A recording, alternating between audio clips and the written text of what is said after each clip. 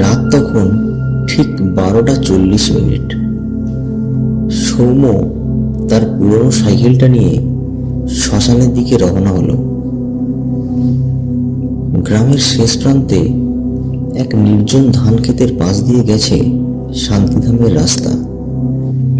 রাস্তাটা খুবই খারাপ, দুপাশে ঘন ঝোপঝাড়।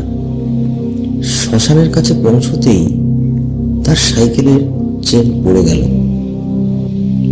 এই নির্জন রাস্তায় এমনটা হওয়ায় তার শিরদাঁড়া দিয়ে একটা ঠান্ডা স্রোত নেমে গেল। সে দ্রুত চেন ঠিক করলো, কিন্তু তার মনে হলো কেউ যেন তাকে দেখছে। সে চারপাশে তাকালো, কিন্তু শুধু অন্ধকার আর নীরবতা। আচ্ছা,